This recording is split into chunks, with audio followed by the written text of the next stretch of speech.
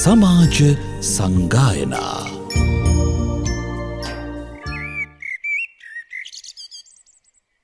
समन्त चक्रवालेषु अत्रा गच्छन्तु देवता सद्धम्मं मुनिराजस्य सुनन्तु सग्गमुखदं धम्मश्रवण कालो अयं भदन्ता धम्मश्रवण कालो अयं भदन्ता ධම්මස්සවන කාලෝ අයං භදන්තා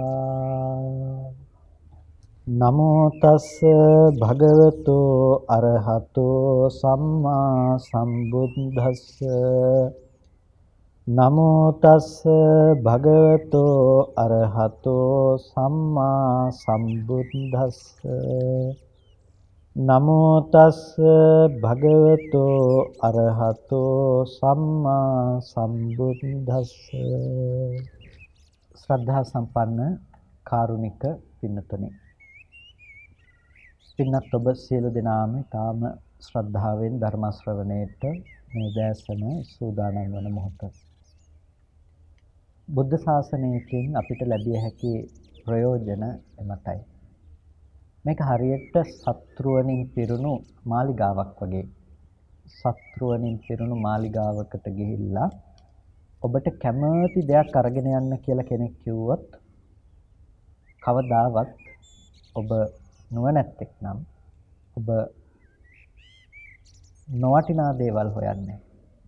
ඔබ ඒ තුලින් සත්‍රුවන්ම අරගෙන යනවා. ඒ වගේ තමයි මේ බුද්ධ ශාසනය ඔබට ලැබුණු මහා නර්ග සත්‍රුවණින් පිරුණු මාලිගාවක් වගේ.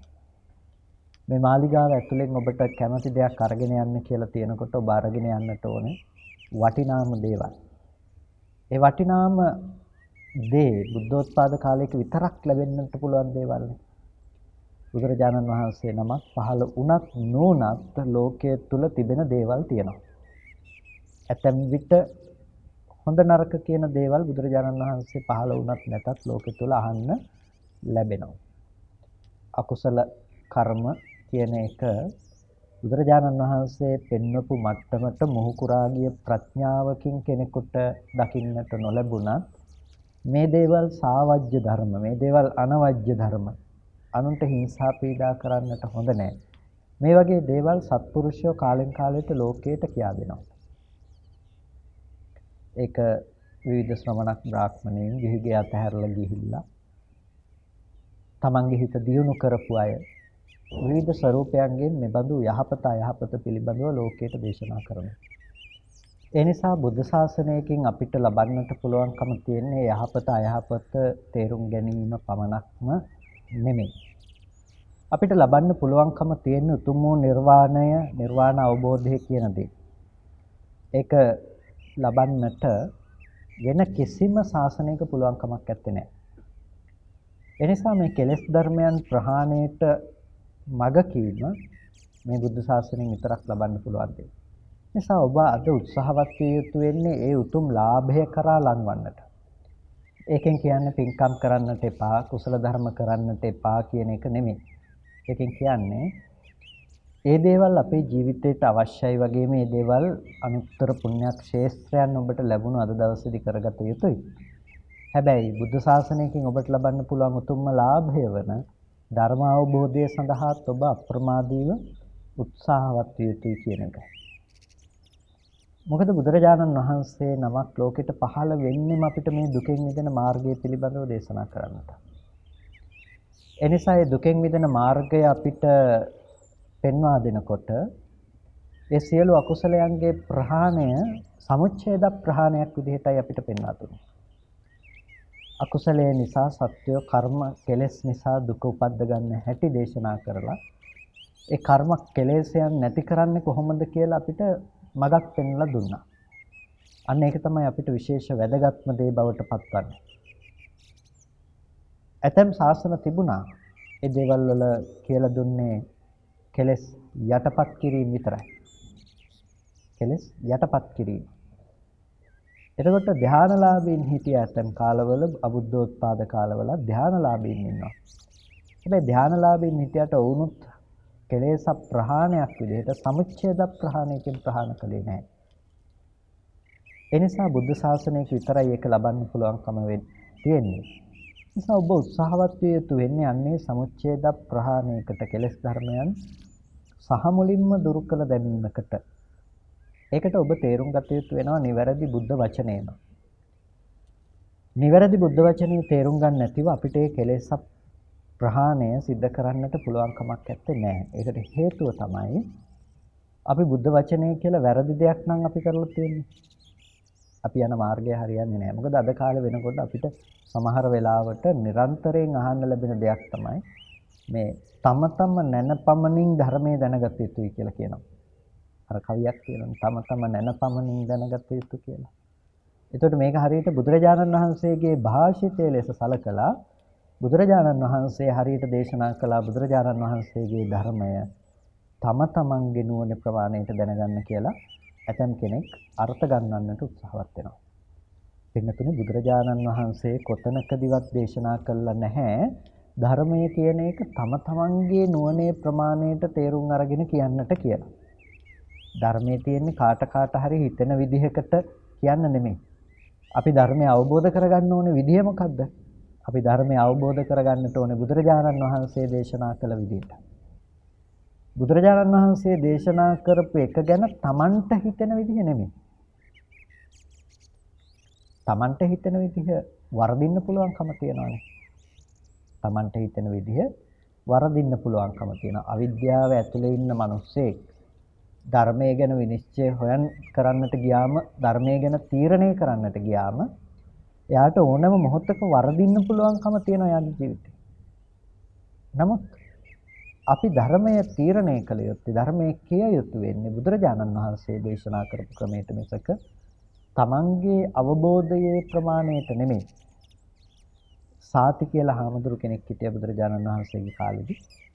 මේ සාති හාමුදුරුවෝ භවයෙන් භවයට යන විඥානයක් පිළිබඳව ප්‍රකාශ කළා. දැන් අද තියෙන විඥානය තමයි ඊළඟ භවයට යන්නේ. ඒ විඥානය තමයි එතනින් තව තැනකට යන්නේ. දැන් මේ සාති හාමුදුරුවෝ ඇයි මේ විදිහට කල්පනා කළේ? බුදුරජාණන් වහන්සේ දේශනා කරපු අර සම්මුති කරුණෝ පටලවාගෙන ගත්ත දෘෂ්ටියක්. ජාතක කතාවල භාග්‍යතුන් වහන්සේ දේශනා කරනවානේ පූර්වාපර සංදි ගලපනවා කියලා අපි කියන්නේ. එදා හිටපු මේ කෙනා තමයි අද මේ මෙතන මේ විදිහට ඉපදිලා ඉන්නේ. එදා උත්පත්ති ලැබලා හිටපු මම අද සම්මා සම්බුදුරජාණන් වහන්සේ කියලා තමන් වහන්සේව දක්වා වදාරනවා. එතකොට මේ ආදී පූර්වාපර සංදි ගලපනවා. එතකොට මේ හාමුදුරු කල්පනා කරනවා මේ වගේ වහලා එහෙනම් එදා හිටපු කෙනා නම් අද මෙතන ඉන්නේ එදා තිබුණු විඥාණය තමයි අද මෙතෙන්ට එන්න ඕනේ කියලා. ඒක තමයි උන්වහන්සේගේ වටහා ගැනීම. දැන් බුද්ධ වචනේ උනේ අරක උන්වහන්සේගේ වටහා ගැනීම උනේ මේක. તો දැන් තම නැන පමණින් නම් ධර්මයේ දැනගන්නට ඕනේ සාතිහාමුදුරු කරපු දේ හරිනේ. ඒ නිසා ධර්මයේ තිබුණේ තම නැන පමණින් දැනගන්න නෙමෙයි බුදුරජාණන් වහන්සේ දේශනා කළ දේ කුමක්ද කියලා හරියට තේරුම් ගන්න. එතනදී දේශනා කළේ මේ විඥානය පිළිබඳ ගමනක් පෙන්වන්න දේශනා කරපු තැනක් නෙමෙයි. විඥානය හටගන්නේ කොහොමද කියන එක පිළිබඳව බුදුරජාණන් වහන්සේ පටිච්චසමුප්පාද ධර්මයක් තුල පෙන්වව දාලා. හේතුඵල ධර්ම. මෙන්න මේ හේතු ටික තියෙනවා නම් මේ ප්‍රත්‍ය ධර්මතා ටික තියෙනවා නම් මේ ඵලය හට ගන්නවා. මේ ප්‍රත්‍ය ධර්මතාවයන් බිඳී යන දේවල්. එතකොට මේ ඵලයත් බිඳී යන දෙයක්. මේ ටික නැත්තම් මේ ඵලය නැහැ කියලා අපිට දේශනා කළා. එතකොට අපිට පේනවා පින්නතුනේ මේ විමසීම තුළ අපිට බුදුරජාණන් වහන්සේ දේශනා කළ ධර්මයේ බුදුරජාණන් වහන්සේගේ ආධ්‍යාශය අනුව තේරුම් ගන්න තියෙන දෙයක් මිසක අපිට තේරුම් ගන්නට තියෙන්නේ තම තමන්ගේ නුවණේ තම තමන්ට වැටහීමේ ප්‍රමාණයට පමණක්ම නෙමෙයි කියන එක. ඒ නිසා තමයි එදා බුදුරජාණන් වහන්සේගේ අර්ථ සංවර්ණනාව තබපු ඒ අර්ථ වර්ණනා ණය ක්‍රමයක් අපි තේරුම් අරගෙනම ධර්මයේ විශ්ලේෂණය කරගත යුත්තේ. නමුත් අද දවස වෙනකොට අපිට පේනවා ඇතන් වෙලාවට තම තමන්ගේ දෘෂ්ටි කෝණවල හිර වෙලා ඒ දෘෂ්ටි කෝණයන් වල ඉඳලා ධර්මයේ විග්‍රහ කරනවා. මෙන්න මේක තමයි හරි මේක තමයි නිවැරදි වෙන්නට ඕනේ. බුදුරජාණන් වහන්සේගේ මේ වචනේ මේ විදිහට හැදෙන්න ඕනේ. අද තියෙන ත්‍රිපිටකයට වැරදිලා. සමහර අය පෙන්නනවා අද මේ ත්‍රිපිටකයේ තියෙන එක වැරදි වෙන කොහේ හරි තියෙන එකක් තමයි හරි ත්‍රිපිටකය කියලා. එතකොට මෙන්න මේ විදිහට නොඑක් මත සමාජගත කරන අපිට දකින්න පුළුවන් මේ හේතුව මොකද්ද අර වගේ කරුණක් වර්ධවා ගැනීම. එනිසා ධර්මයේ විශ්ලේෂණය කරගන්නට ඕනේ තම තමන්ගේ නුවණ ප්‍රමාණයට නෙමෙයි බුදුරජාණන් වහන්සේ දේශනා කළ ප්‍රමාණයන් අනුව. එනිසා අපි බුදුරජාණන් වහන්සේ දේශනා කළ ණය ක්‍රමයට ඒ ප්‍රමාණයන්ට අනුව ධර්මයේ විශ්ලේෂණය කරගන්නකොට තමයි අපිට හරියටම බුදුරජාණන් වහන්සේ දේශනා කර කෙලෙස් ප්‍රහාණය කුමක්ද කියන එක ගැන තේරුම් ගන්නට පුළුවන්කම තියෙනවා. ප්‍රහාණය පිළිබඳව අපි සලකා බලනකොට බුදුරජාණන් වහන්සේගේ දේශනාව තුළ විවිධ ප්‍රහාණ ක්‍රමයන් අපට පෙන්වලා දීලා තියෙනවා. කෙලෙස් ප්‍රහාණ ගැන අපි කතා කරනකොට ත්‍රිවිධ කෙලෙස් ප්‍රහාණයක් තියෙනවා. ඒ තමයි තදංග, විස්කම්බන, සමුච්ඡේද කියලා තුන් ආකාරයකට කෙලෙස් ප්‍රහාණය කිරීම. ඒ වගේම නිස්සරණ සහ පටිප්පස්සද්ධි ප්‍රහාණ කියලා තවත් ප්‍රහාණ දෙකක් පිළිබඳව දක්වනවා. සමස්ත ප්‍රහාණ 7ක් විදිහට විග්‍රහ වෙන තැනුත් අපිට දකින්න පුළුවන්කම තියෙනවා. ඒකට මෙන්න මේ විදිහට ප්‍රහාණ කියන වචනය පිළිබඳව පින්නතුනි නොඑක් තැන්වල අපිට දේශනා කරනවා. එතකොට මේ කෙලෙස් ප්‍රහාණය පිළිබඳව අපි විශේෂයෙන් සලකා බලනකොට අපිට ඊටාම වැදගත් තැනක් තමයි අපි සාකච්ඡා කරගෙන එන දිගින් දිගටම ගිරිමානන්ද සූත්‍රය. මොකද එතනදී දක්වනවා පහාන සංඥාවක් පිළිබඳව.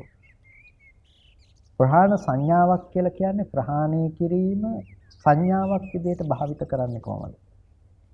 ප්‍රහාණය කිරීම සංඥාවක් විදිහට පාවිච්චි කරන්නේ කොහොමද? මේ පහාන සංඥාව හරියට සරලවම කිව්වොත් හරියට වෛරස් කාඩ් එකක් වගේ. ඒ කියන්නේ ඇතිවෙන වෛරස් නැති කරන්න පුළුවන්කම තියෙන ඉක්මනට. එතකොට දැන් ඒ වගේ තමයි මේ පහාන සංඥාවේ ස්වභාවය. හිත පිළිබඳව අවධානයෙන් ඉඳලා හිතට ඇතිවෙන විතර්ක හඳුනාගෙන ඒ විතර්ක දුරු කිරීම තමයි ප්‍රහාණ සංඥාවෙන් සිද්ධ වෙන්නේ. uppannං වා කාම විතක්කං නාදිවාසේති පජහති බ්‍යන්ති කරෝති අනභවං ගමේති. මේක මේ වචන ටික හරි ලස්සන අර්ථාන්විත වචන ටිකක්. uppannං වා කාම විතක්කං නාදිවාසේති. හිතේ ඇති වුණු කාම විතර්කයේ නාදිවාසේති ඉවසන්නේ. ඒ කාම විතර්කයේ ඉවසන්නේ නාදිවාසේති. පජහති. ඒ කාම විතර්කේ දුරු කළා දානවා පජහති. බ්‍යන්ති කරෝති. ඒ උපන් කාම විතර්කය ක්ෂය කිරීමට පමුණවනවා. ක්ෂය කිරීමට පමුණවන ගෙවලා දානවා. වැදගත්ම දේ අනභවං ගමේ.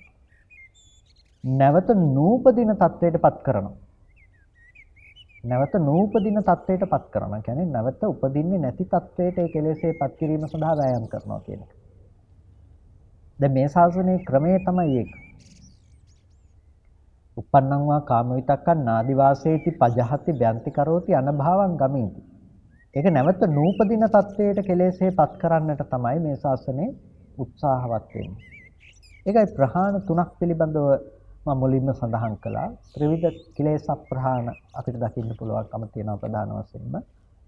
තදංග, විස්කම්බන, සමුච්ඡේද. තදංග පහාණ කියලා කියන්නේ తాවකාලිකව කෙලෙස් යටපත් කිරීම.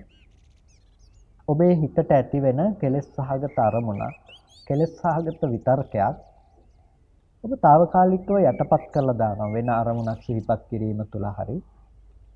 ඒ ඔස්සේ හිත මෙහෙවන්නේ නැතුව හරි ඔබට ඔබේ හිතේ ඇතිවන මේ කෙලෙස් සිතුවිල්ල ඔබ යටපත් කරනවා. ඔබේ හිතට රාගයක් ඇති වෙනකොට රාග සිතුවිල්ල යටපත් කිරීම සඳහා ඔබ తాවකාලිකව අසුබේ මෙනෙහි කරනවා. එහෙම නැතිනම් ඔබ ඒ ප්‍රමාණිකව යනකොට ඔබ ඒ දේ තුල රැඳී ඉන්නේ නැතුව වෙන විතර්කයක් භාවිත කිරීම තුල අර අකුසල සහගත විතර්කය ඔබ අයින් කළා දානවා.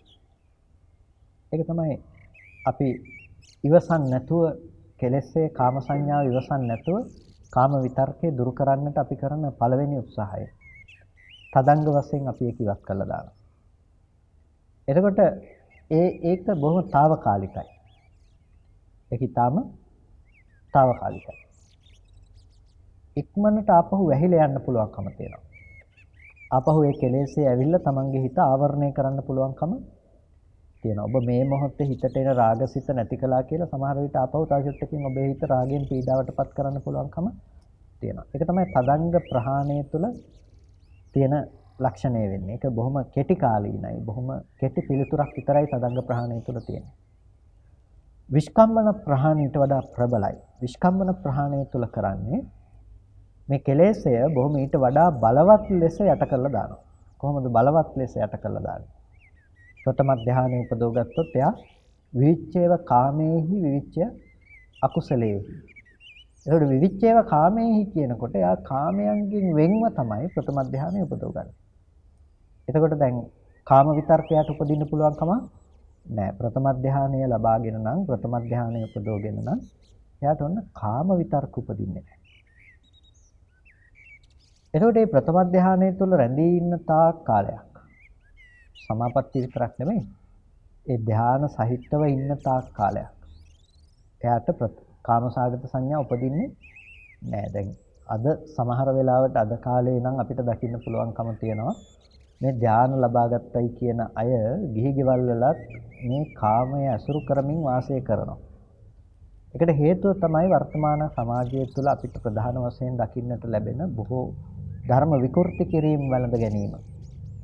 ඒ කියන්නේ දැන් භාවනා පන්ති පවත්කලා ඇතැම් අය විසින් ධ්‍යාන ලබා දෙනවා.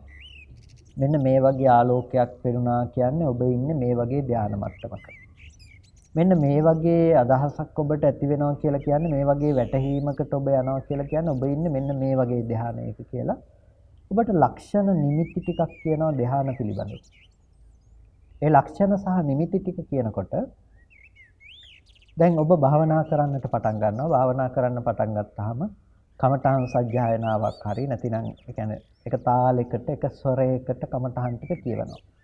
එතකොට ඔබ අහගෙන ඉන්නවා. අහගෙන ඉන්නකොට අර එක ස්වරයකට හිත නැලවිලා යනකොට ඔබට හිතෙනවා ඔබේ හිත අර විසිරලා තිබ්බ එක ඒකාග්‍රගත වෙනවා කියලා ඔබ බලාපොරොත්තු වෙනවා. ඔබට දැන් අර විදිහේ ලකුණු පහළ වෙයි කියලා. ඇත්තටම ඔබට ඒ වගේ ඒවා එතකොට දැනෙන්න පටන් ගන්නවා. සමහර අයට එලි පේනවා, සමහර අයට නිකන් ඔක්කොම හිරිවැටිලා වගේ යනවා, මොකක්වත් මතක නැතුව යනවා. මේ වගේ විවිධ නිමිති විවිධ අයට ඇති වෙන්න පටන් ගන්නවා. එතකොට හිතනවා අර කලින් තමන් බලාපොරොත්තු හිටපු නිමිති, තමන් බලාපොරොත්තු හිටපු දේවල් තමන්ට ඇති වෙනකොට හිතනවා, කල්පනා කරනවා අනිවාර්යෙන් මේක තමයි ප්‍රථම ධානය කියලා කියන්නේ. මේක තමයි ဒုတိ ය ධානය කියලා කියන්නේ. මේක තෘතිය ධානය, මේක චතුත්ථ ධානය කියලා එක එක ධානවල රැවටෙනවා. මේ කාමාවචර මේ කාම භූමියේ වාසය කරන අය එදිනෙදා කාමයන් අනුභව කරනවා. හැබැයි ප්‍රථම ධානයයි කියලා හිතාගෙන ඉන්නවා. මොනතරම් අනුකම්පා කළ යුතු පුද්ගලයින්ද කියලා හිතෙනවා. දැන් අපි දන්නවා අපි ලෝකයේ තුල ඉන්න සාමාන්‍යයෙන් අපි හිතමු වෛද්‍ය උපාධිය පාස් නොකරපු යම්කිසි වෛද්‍ය උපාධිය සඳහා දැඩි ආසාවකින් ඉන්න කෙනෙක් හැම තැනකම කවුරු හරි යාට කියලා ඔබ වෛද්‍යවරයෙක් කිව්වා කියලා මම වෛද්‍යවරයෙක් කිය හැම තැනම යන්න ගත්තොත් හරි එයා හිතාගෙන ඉන්නවා නම් හරි මොකද වෙන්නේ? එයා යාටත් විනාශයක් කරගන්නවා අනිත් අයටත් විනාශයක් කරන කෙනෙක් බවට පත් වෙනවා. අන්න ඒ වගේ තමයි අද ඉන්න ඇතම් අය ධ්‍යාන ලබාගත් අය කියලා ධ්‍යාන නොලබා ලබාගත් අදහස් වල ලබාගත් සංඥාවන් වල ඉඳගෙන අනිත් අයවත් මාර්ගයේ වරද්දන තැනටපත් කරමින් තමනුත් මාර්ගයේ වරදවාගෙන වාසය කරනවා. ඉතින් මෙන්න මේක ඇත්තටම අර විස්කම්බන ප්‍රහාණය පිළිබඳවවත් අවබෝධයක් නැතිකම. තදංග ප්‍රහාණයට විස්කම්බන ප්‍රහාණය කියලා රැවටීම තමයි මේ තුල අපි දකින්නේ. ඒකට විස්කම්බන ප්‍රහාණය කියලා කියන්නේ පින්නතුනේ අර විදිහට ධානයක් උපදවා ගැනීම තුළ කෙලෙස් ධර්මයන් මේ භූමියක් විදිහට දුරු කරපු කෙනෙකුට. දැන් ආපහු කාම විතරකයක් ඇති වෙනවා කියලා කියන්නේ එයා ආයේ කාම ධාතුවේ කාම භූමියේ ප්‍රථම ධානලාභියෙක් නෙවෙයි යා. එතකොට එයා කාමයේ වළඳ කරන කාමයේ හැසිරෙන පුද්ගලෙක්. කාමාවචරයි. එතකොට එයාට ප්‍රථම ධානය පිරිහිලා ගිහිල්ලා. ප්‍රථම ධානය නැහැ. උපදෝගත්ත කෙනෙක් වුණත් එයාට ප්‍රථම ධානය නැහැ කාම සංඥා උපදිනවා. එතකොට දැන් විවිච්ඡේව කාමේහි කියලා කිව්වෙම ඒ නිසා තමයි කාමයන්ගෙන් වෙන්ව මේ සමාධිය පවතින්නේ. දැන් විස්කම්බන ප්‍රහාණයෙහි ලක්ෂණය තමයි කාමයන්ගෙන් වෙන්වන බව. අකුසලයන්ගෙන් වෙන්වන බව. එතකොට දැන් ඒ කාමයන්ගෙන් වෙන්වෙන බව සමුච්ඡේද වශයෙන් කරන ප්‍රහාණයකට ලක්වන්නේ කොහොමද? අන්න ඒක තමයි අනභාවං ගමිති කියලා කිව්වේ. නැවත නොහට ගන්න බවට පත් කරනවා. දැන් අපි ප්‍රතිපදාව වඩන්නේ මේ කෙලෙස්යේ කාම විතර්කය නැවත නොහට ගන්න බවට පත් කිරීම සඳහා. ඒක තමයි මේ ශාසනයේ ප්‍රධාන මාර්ගය නැතිනම් ප්‍රධාන ක්‍රමය බවට පත්වන්නේ. බුදුරජාණන් වහන්සේ ධර්ම දේශනා කරන්නේ අන්න එතන ඉලක්කගත කරගෙන මේ ආදී විතර්ක, කාමාදී විතර්ක ධර්මයන් අපි ප්‍රහාණය කරන්නට ඕනේ මොකක් කොහොම වෙන්නද? අනභාවං ගමේති තත්ත්වයටපත් වෙන්න. නැවත උපදින්නේ නැති තත්ත්වයටපත් වෙන්නට, නූපදින ස්වභාවයටපත් වන්නට තමයි අපි උත්සාහවත් වෙන්නේ. ඒකයි uppannam va කාම විතක්කන් නාදි වාසේති පජහති බ්‍යන්ති කරෝති අනභවං ගමේති කියලා කිව්වේ. දැන් අපි දකිනවා සමහර අය කියන මේ හිත දිහා බලාගෙන හිටියාම මොකුත් ඔක්කොම හරි. කාමයක් හිතට ඇති වෙනකොට ඒක නැති කරන්න යන්න අවශ්‍ය නැහැ. කාමයක් ඇති වුණා කියලා දැනගෙන ඉන්න. ඒක හොඳටම ප්‍රමාණවත්. ඒක කාමයේ ඇති වුණා කියලා දැනගෙන වාසය කිරීම තුලම කාමය නැති වෙලා යයි කියලා. පින්නතුනි කාමයේ ඇති වුණා කියලා දැනගෙන ඉඳීම කාමයේ නැති වෙලා යන්න බලපාන්නේ නැහැ. කාමයේ ඇති වෙන ස්වභාවය දිහා කෙනෙක් හිත දිහා නැඹුරු වෙලා බලාගෙන ඉන්නකොට తాවකාලිකව එයාට හිතේ මේ කාමයේ වැඩක් නැහැ කියලා. ඒක බොහොම తాවකාලිකයි. ආය කාම විතර්ක උපදින්න තියෙන හේතුව එයා කෙරෙන්නේ නැති වෙන්නේ නැහැ. ඒ නිසා බුදුරජාණන් වහන්සේ දේශනා කරන්නේ කාම විතර්කයේ ඇති වුණාට පස්සේ කාම විතර්කයේ දිහා බලාගෙන ඉන්න ඒ හොඳටම ඇති කාම විතර්කයක් ඇති වුණා කියලා දැනගෙන හිටියාම ඇති ඒක දුරු කරන්න එපා කියලා දේශනා කළේ නැහැ කොතනකදීවත්. දුරු කළ යුතුයි. දුරු කරන්න එපා කියලා නැහැ කොතනම. ඒකයි uppannam va කාම විතක්කන් නාදි වාසේති පජහති කියලා කිව්වේ. ඉවසන්නේ නැහැ. ඒක හිතේ ඉවසගෙන ඉන්නේ නැහැ. පජහති ඒක දුරු කරනවා. ක්ෂය කිරීමටපත් කරනවා නැති කරලා දානවා. නැවත නූපද වීම පිණිස කටයුතු සිදු කරනවා. ඒකෝ දැන් කාම විතර්කයක් උපදිනකොට හිත දිහා බලාගෙන ඔය ඇති වෙච්ච දෙන් කියලා බලාගෙන හිටියේ නෑ. තරහක් ඇති වෙනකොට ඒ තරහ යන සිත දිහා බලාගෙන හිටියේ නෑ. ඒකෝ තරහ යන සිත දිහා බලාගෙන ඉඳලා ඉවර වෙලා බැන්නොත් බනිනවා, ගැහුවොත් ගහනවා, ඒක එතනින් ඉවර කරලා දානවා. අපව හිතේ තියාගෙන ඉන්නේ නෑ කියලා.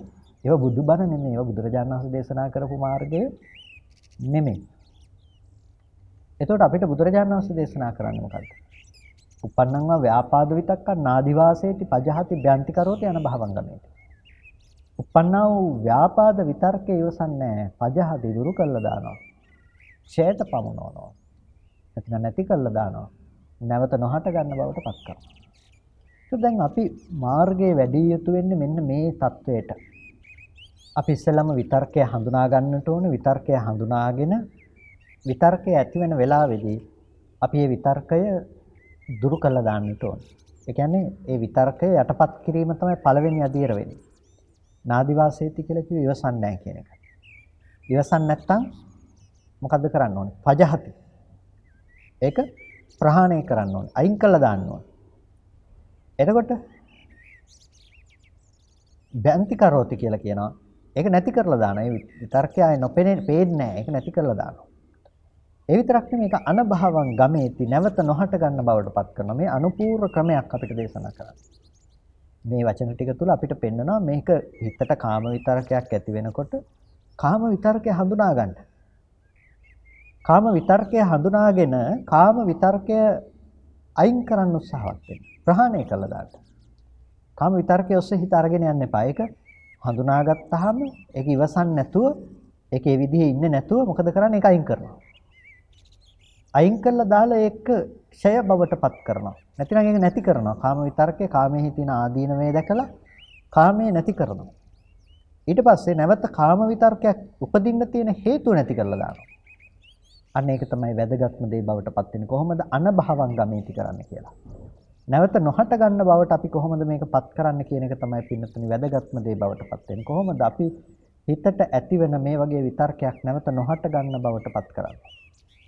නොහට ගන්න බවට පත් කිරීම තව වචනකින් කියනවා නම් අනුත්පාද නිරෝධය අපිට කරන්නට තියෙන්නේ සම්පූර්ණම ලෝකෝත්තර මාර්ගයකින්මයි. ඒකයි මේ ශාසනයට විතරයි. ඒකයි බාහිර ශාසනවලට නෙමෙයි. නාදි වාසේති පජහති බ්‍යන්ති කරෝති කියන ඒවා නැති ඒක කරන්න පුළුවන්කම තියෙනවා මේ ශාස්ත්‍රයෙන් බාහිර වුණා. විස්කම්බන ප්‍රහාණය තුළ සිද්ධ කරන්නේ නාදි වාසේති පජහති තමයි. ඉවසන්නේ කාම විතරකේ අයින් කරනවා. ඊට පස්සේ ඒ සමාපත්තිය තුළ වාසය කරනවා. ඒක කාම විතර්ක නෙමෙයි. ඒකෙන් මිදීමක්. හැබැයි తాවකාලිකයි. ඒක බ්‍යන්ති කරෝති කියලා ඒක ක්ෂය බවට පත් කරලා නැහැ. ඒ කියන්නේ අනභවං ගමේති කියන தත්ත්වයටපත් කරලා නැහැ. නැවත නොහට ගන්න තැනක ඒක තබා නැහැ. ඒ නිසා අපි කල යුත්තේ නැවත නොහට ගන්න බවට මේකපත් කිරීම. නැවත නොහට ගන්න තැනකට අපි මේකපත් කරනවා කියලා කියන්නේ ඒකට අපිට විශේෂ දර්ශනයක් අවශ්‍ය වෙනවා. බුදුරජාණන් වහන්සේ දේශනා කරන ප්‍රහාණය කළ යුතු ධර්ම කුමක්ද කියලා. චක්කුම්බික්ක වේ පහතබ්බං. මහණෙනි ඇස ප්‍රහාණය කළ යුතුයි. ඒ විතරක් නෙමෙයි තේසා තණ්හා උපජ්ජමාන උපජ්ජති එතන විසමානා නිවිස තණ්හාව හටගන්නේ මෙහි පවතින්නෙත් මෙහි කියලා. ඒකට මෙතන තමයි නිරුද්ධ කරන්නත් තියෙන්නේ අපිට. ඒකට කාම විතර්කය නිරුද්ධ කරන්න බලනකොට අපිට පේනවා මේ කාමය කියන දේ පවතින්නේ කොතනද කියන දේ. කාම විතර්කය කියන දේ පවතින්නේ කොතනද කියන එක අපිට පේනවා. කොතනද කාම විතර්කේ පවතින්නේ? පංචකාම ගුණයන් තුල කාම විතර්කේ පවතිනවා. පංචකාම ගුණයන් තුල කාම විතර්කේ පවතිනවා. මොනවාද පංචකාම ගුණ? රූප, ශබ්ද, ගන්ධ, රස, පොට්ටබ්බ. මේකට කියනවා පංචකාම ගුණ කියලා. රූප, ශබ්ද, ගන්ධ, රස, පොට්ටබ්බ. ඇයි මේ වලට පංචකාම කියලා කියන්නේ? පංචකාම ගුණ කියලා කියන්නේ. මේ කාම විතර්කය පවත්වා ගන්නට හේතු වෙන්නේ. කාම විතර්කය පවත්වා ගැනීම සඳහා මූලය සපයන්නේ. පදනම හදලා දෙන්නේ. මෙන්න මේ ටික. ඒ නිසා තමයි ඔබට අද සතුටු වෙනවා නම් සතුටු වෙන්න පුළුවන්කම තියෙන මොනවා ගැන හිතලාද? ඔබට රූපය ගැන හිතලා සතුටු වෙන්න පුළුවන්. ඔබට ශබ්දය ගැන හිතලා සතුටු වෙන්න පුළුවන්. ගන්ධය ගැන හිතලා සතුටු වෙන්න පුළුවන්. රසය ගැන හිතලා සතුටු වෙන්න පුළුවන්. පොට්ටබ්බය ගැන හිතලා සතුටු වෙන්න පුළුවන්. රූප, ශබ්ද, ගන්ධ, රස, ස්පර්ශ කියන දේවල් ගැන ඔබට කැමැත්ත උපදින්නේ. ඔබ ජීවිතයේ අද කැමති වෙනවා නම් ඔබ වඩාත්ම කැමති මොකටද කියලා ඔබ හිතන්නකෝ. එතකොට ඔබට පෙනේ ඔබ වඩාත්ම කැමති මොකටද කියලා හිතනකොට ඔබට රූප මතක් වෙයි. එක්ක ඔබට ශබ්ද මතක් වෙයි. ඔබට ගන්ධ මතක් වෙයි. ඔබට රස මතක් වෙයි. එක්ක ස්පර්ශ මතක් වෙයි. වඩාත්ම කැමති දේවල් කියලා ඔබට මතක් කරගන්න තියෙන රූප, ශබ්ද, ගන්ධ, රස, ස්පර්ශ කියන මේ දේවල් ටිකෙන් එකක්. එතකොට පංචකාම ගුණය නිසා තමයි අද මේ කාම විතර්කය පැවතිලා තියෙන්නේ. ඒ කියන්නේ ওই කාම විතර්කය බාහිර ලෝකයෙහි තබාගෙන ඒ විදිහට පවත්වාගෙන යන්න පුළුවන් මෝඩ මනසක් අපිට තියෙන නිසා තමයි අපිට ওই දෙකම එකතු වෙලා හැදෙන දේ ඇත්ත කරගෙන ඉන්න නිසා තමයි අද ඒ පිළිබඳව බලාපොරොත්තුවක් තියෙන්නේ. ඒ නිසා තමයි මේ පිළිබඳව අපි කැමති වෙන්නේ. අතීත වූ කාම විශේෂෙහි අපේ හිත වැඩිමනක්ම යනවා. වර්තමාන වූ කාම විශේෂෙහි තේහා වගේ යනවා. ඒ වගේම අනාගත වූ කාමයන් විශේෂෙහි ස්වල්ප මාත්‍රූද අපේ හිතපත් වෙනවා. අතීතයේ අනුසාරයෙන් ගොඩනගා ගන්න අනාගතයට බෙමළු දේවල් දකින්න, අහන්න, විඳින්න, දැනගන්න තිබුණා නම් හොඳයි කියලා අනාගත වූ දේවල් පිළිබඳවත් අපේ සිත පවතිනවා.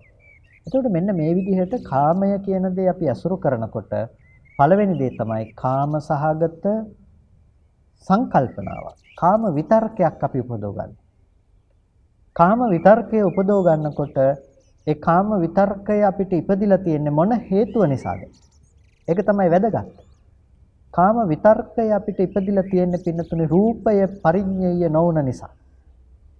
රූපය පැත්තේ නිමිති ඉතුරු වුණ නිසා රූපයට අනුරූපව අපිට ඇලෙන්න පුළුවන් අරමුණු හම්බුණා.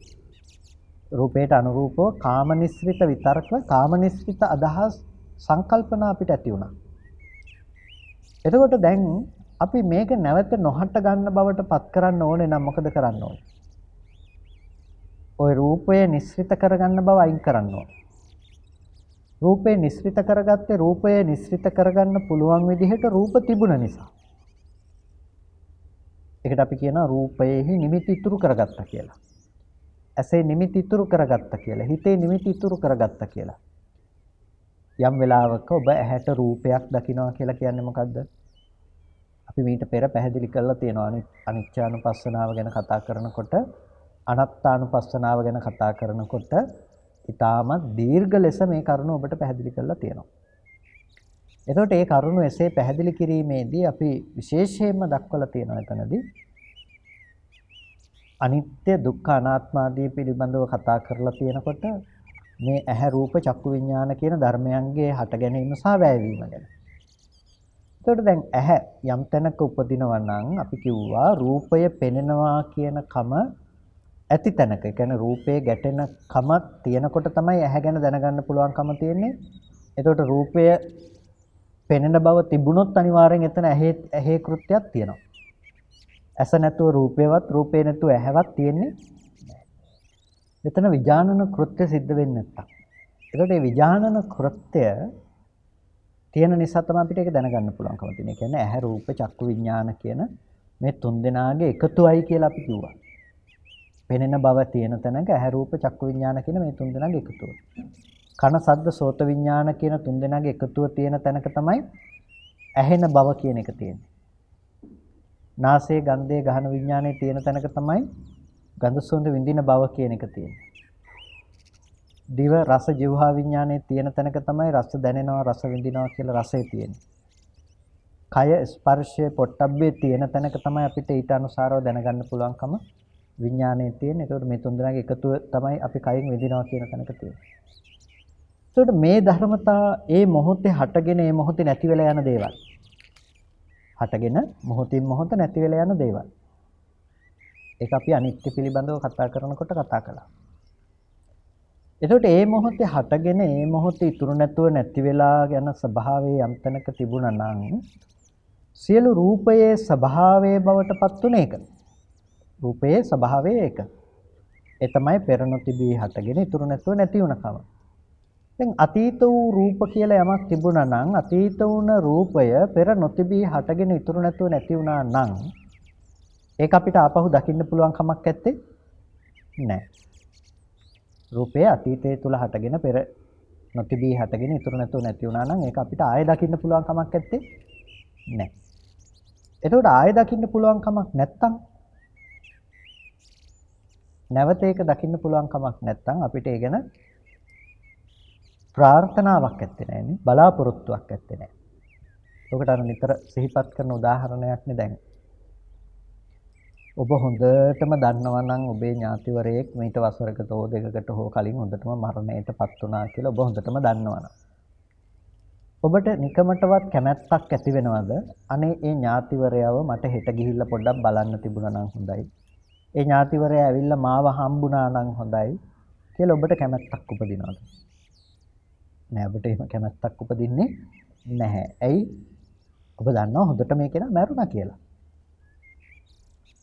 අන්න ඒ වගේ තමයි පින්නතුනේ රූපය අනිත්‍යයි කියලා දැක්කනම් ඔබ ඒ අනිත්‍ය වුණ රූපය ගැන ඔබට හිතෙන්න පුළුවන් කමක් නැහැ නේ. ඒක මට ආපහු දකින්න තිබුණා නම් හොඳයි. ඒක මම හෙටත් බලන්න යනවා. ඒක හෙටත් අහනවා, දැනුත් අහනවා කියලා ඔබට දකින්න පුළුවන් කමක් නැහැ නේ.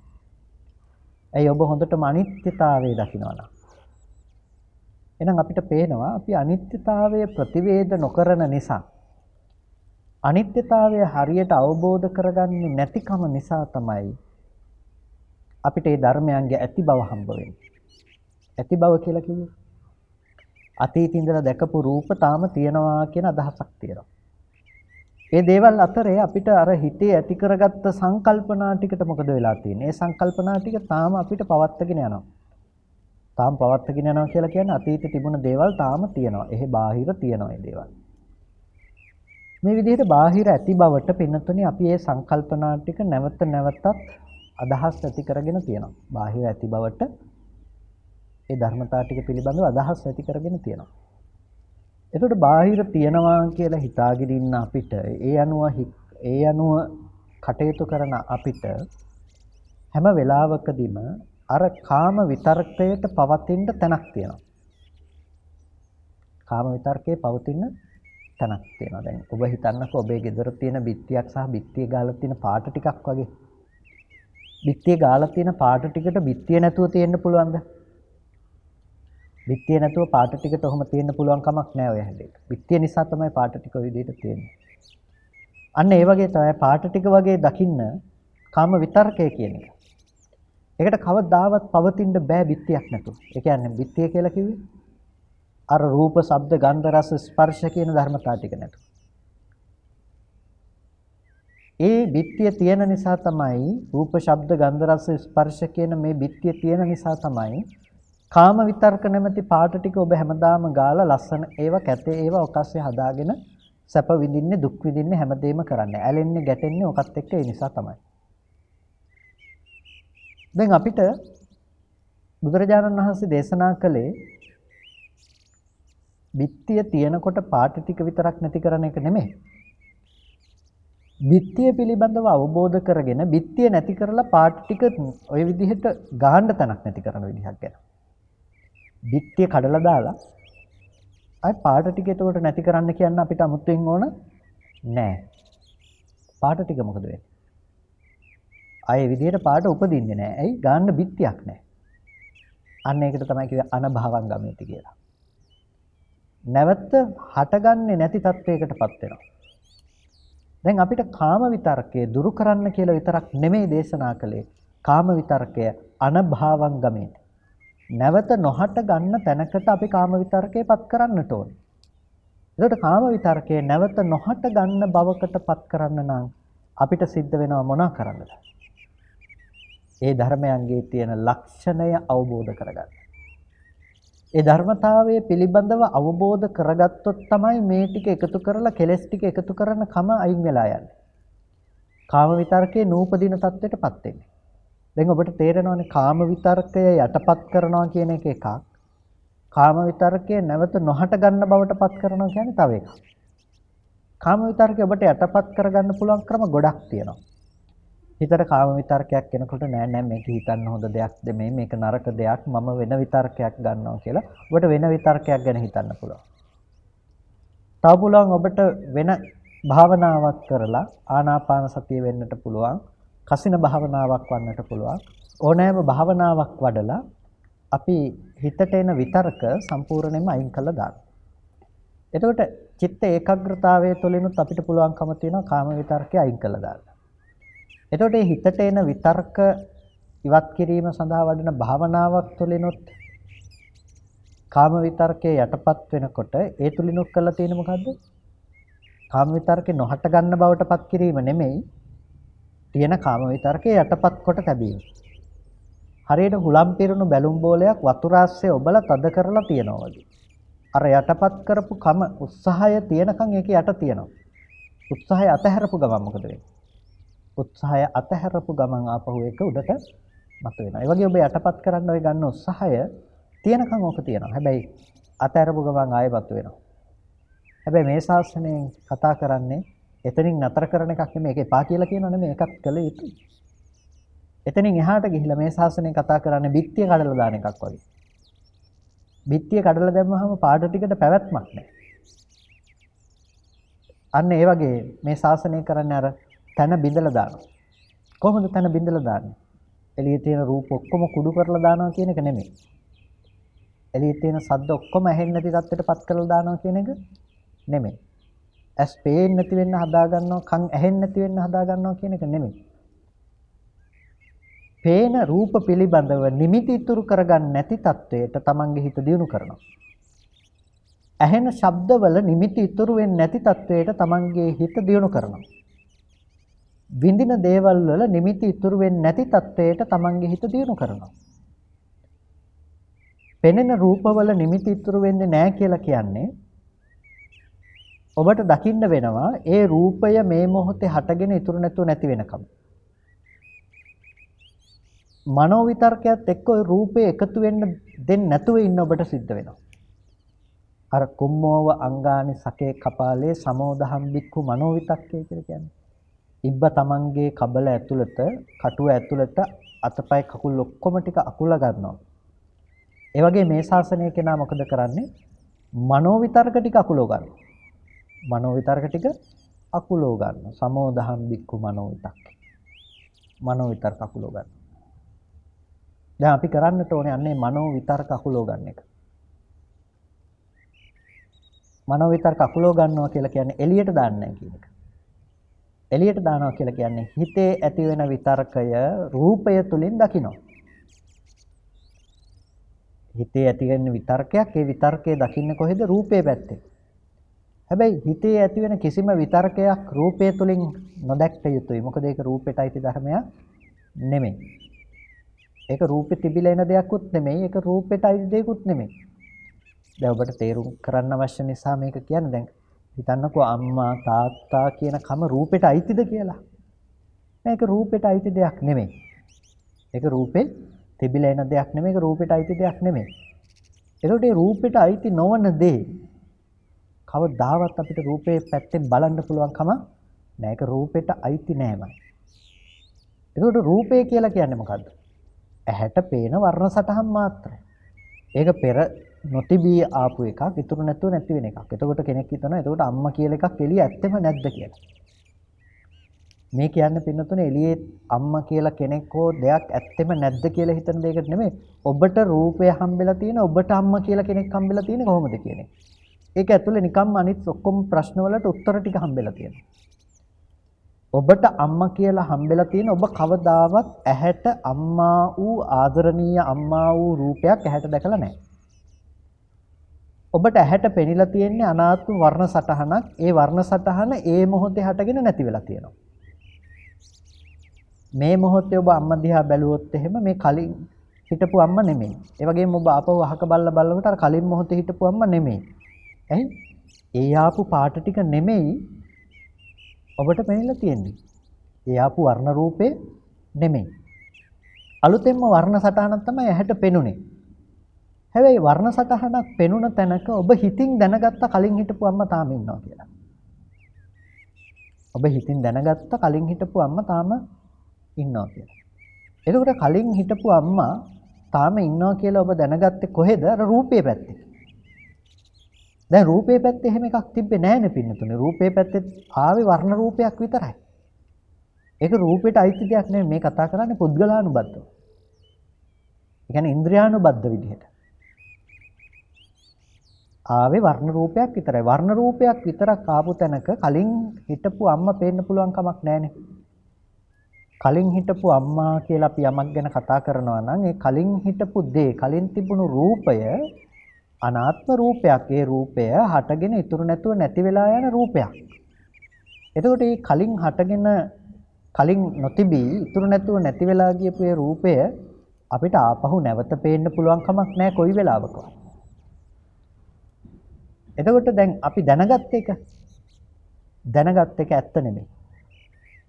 දැනගන්න මනෝ විතර්කයේ කවදාවත් රූපේ නෙමෙයි. දැන් ඔය දෙකක් කරගත්තොත් අපිට පේනවා අම්මා කියලා අපි දැනගන්නේ තමන්ගේ හිත තුළින්ම උපද්දපු සංකල්පනාවක්. නැතිනම් විතර්ක වලින් ගෙනල්ලා දීපු දෙයක්. තමන්ගේ හිතෙන් කරපු ප්‍රඥප්ති වශයෙන් අරමුණු කරපු දෙයක් කියලා තමන්ට පේනවා. ඒ අරමුණ ලෝකෙ තුල ඇත්තටම රූපේ තුල विद्यमान වුණ දෙයක් නෙමෙයි කියලා පේනවා. මොකද රූපය හටගෙන නිරුද්ධ වුණ දෙයක් නිසා. මේ තාම ගැඹුරු කාරණාවක්. එතකොට රූපය හටගෙන ඉතුරු නැතුව නිරුද්ධ වුණ දෙයක්. එතකොට තමන්ගේ හිතේ හටගත්ත දේ මනෝ විතර්කය හිත පැත්තෙන් උපද්දපු දෙයක්. ඒක මේ පැත්තේ හටගෙන මේ පැත්තේ ඉතුරු නැතුව නැති වෙන දෙයක්. ඒක රූපෙට අයිති දෙයක් නෙමෙයි. ඒකනේ තමන්ට අම්මා වෙන දේ අනික් කෙනෙකුට අම්මා නොවෙන්නේ. එතකොට ඒක මේ විතර්කේ තව තැනකට සාධාරණ නැහැ. මෙතන විතරයි මේ විතර්කනේ තියෙන්නේ. ඒක දැන් මනෝ විතර්ක ටික අපි අකුලව ගත්තොත් අපි දකිනවා නම් හිත පැත්තෙන්ම හදාගෙන මේ පැත්තෙන්ම නැති වෙන දෙයක් අපිට පේනවා නම් බාහිර ඒ ධර්මතාවයේ හටගෙන නැති වෙන කම පිනතුනේ ඒ තුල අපිට ලැබිලා තියෙනවා මොකද්ද? මේ මනෝ විතර්ක එළියේ පවත්වාගෙන යන්න පුළුවන් දේ හම්බෙන්නේ නැතිකම. ඒ කියන්නේ අර බිත්තිය නැති කළා. ওই රූපේ තිබ්බොත් තමයි එළියේ ඔබට කලින් දැකපු දේ ආපහු දකින්න පුළුවන් කියලා හිතෙන්නේ. ඔය දේ එළියේ තිබ්බොත් ඔබට කලින් දැකපු දේ ආයෙ දකින්න පුළුවන් කියලා හිතෙනවා. හැබැයි ඔය දේ ඔබට හම්බ වෙන්නේ නැත්තම් ඔය දේ ඔබට හම්බ වෙන්නේ නැති වෙනකොට පින්නතුනේ කිසිම දවසක ඔබේ මනෝ විතරක නැවත පවත්වාගෙන යන්න පුළුවන් කමක් නැහැ. ඒ කියන්නේ එළියේ මොකක්වත් නැහැ කියලාවත් ඔබට දැක්කහම අඳුර ගන්න බැරි වෙනවා කියලාවත් එහෙම කතාවක් නෙමෙයි. ඕකෙන් කියන්නේ පින්නතුනේ එකම එක දෙයයි. ඕකෙන් කියන්නේ රූපේ පැත්තේ හටගෙන ඉතුරු නැතුව නැති වෙනවා, නාම ධර්මතා ටික හටගෙන ඉතුරු නැතුව නැති වෙනවා. මේ ධර්මතා දෙක එකට එකතු කරලා අපි විඥානයේ නිමිති ඉතුරු කරන්නේ නැහැ කියන එක විතරයි. රූපේ පැත්තේ නිමිති ඉතුරු කරලා නැහැ. ඔබේ සංඥාව රූපේ පැත්තට පතිත කළොත් මොකද වෙන්නේ? නිමිත්තක් ඉතුරු වෙනවා දැක්කා කියලා. එහෙ තිබ්බා කියලා. එතකොට තිබ්බ එක කැමැති විදිහට ඔබ අරමුණු කළාම ඔබට දැන් පුළුවන් කැමැති රූපේ බලන්න යන්න.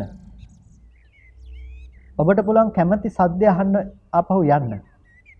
කැමැති ගඳ සුවඳ රස විඳින්න ආපහු යන්න පුළුවන්කම තියෙනවා. හැබැයි ඔබ මේක ප්‍රතිවේධ කරලා තියෙනවා නම්, ඔබ රූපේ අනිත්‍යතාවය දැකලා තියෙනවා නම්, ඔබ ශබ්දයේ තියෙන අනිත්‍යතාවය හරියට දැකලා තියෙනවා නම්, එතකොට ඔබ මේ පැත්තට නැවත නැඹුරු වෙන්නේ නැහැ. මේ පැත්තට නැවත නැඹුරු නොවනකොට ඒ විතර්කේ නැවත උත්පාදනය කරගන්න, ඒ විතර්කේ නැවත උපදවන්න හේතු ටික ඔබ ළඟ නැහැ. ඒ නිසා මෙතන අපිට තියෙනවා යම් කිසි විච්ඡේදයක් කරන්න. ඒ කියන්නේ බෙදා මේක කොටස් කරලා දාන්න අපිට තියෙනවා. ඒ කොහොමද? අපිට තියෙනවා මනස තුල ඇති වෙන විතර්ක සමුදාය විතර්කයන් හැටියට දකින්නටත්, ඒ වගේම ඊට පරිබාහිරව තියෙන අනිකුත් දේවල් රූපාදී ධර්මතාවයන් හටගෙන නිරුද්ධ වෙන ධර්මයන් හැටියට අපි තේරුම් ගන්නට, බාහිර රූපායතනේ බාහිර රූපායතනේ අනිත්‍ය ආදී ලක්ෂණයන්ගෙන් දකින්න අපිට සිද්ධ වෙනවා. එතකොට බාහිර තියෙන සද්දායතනයේ ස්වභාවය ඒ ස්වરૂපයෙන් දකින්නට අපිට සිද්ධ වෙනවා.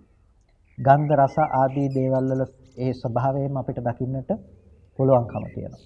එතකොට අපි කරලා තියෙන්නේ මොකක්ද? අපි කරලා තියෙන්නේ හිතේ තියෙන කාම විතර්කය නැවත නැවත බාහිරට පතිත කරන මෝඩකම අපි අයින් කරලා තියෙනවා. ඒ කියන්නේ දැන් අපි හිත පැත්තෙන් අපි නැවත මනෝ විතර්ක මොකද කරන්නේ? අර එළියේ තියෙන රූපේ පැත්තට ආපහු දදා බලන එකනේ. දැන් ආදීනවය ගැන බැලීම තුළ කෙනෙක් කරන්නේ මොකද්ද? ආදීනවය තුළ බැලීම තුළ ඒකේනා කලකිරීම පිණිස බලනවා.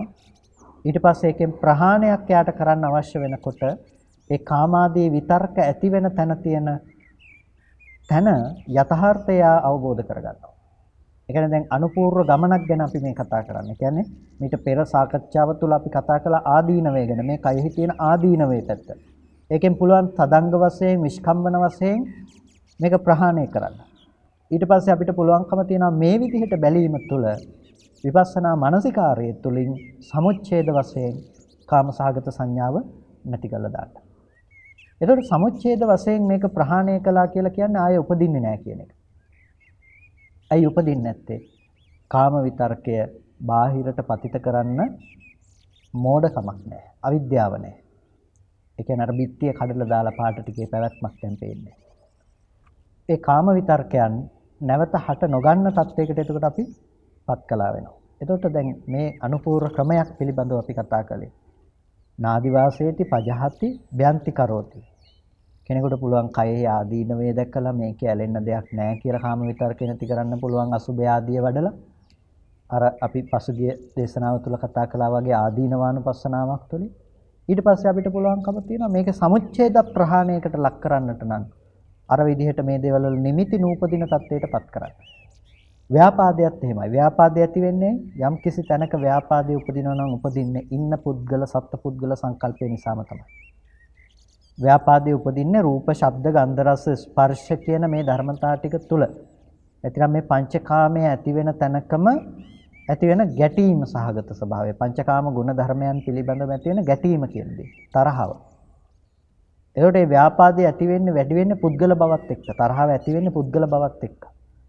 ඒකට අපිට ධර්මතා විදිහට මේක අපි දකිනකොට ධර්මතා ටිකක හට ගැනීමක් සහ වැයවීමක් දකිනකොට අපිට මේ ද්වේෂයට තරහවට පවතින තැනක් නැති වෙලා තියෙනවා.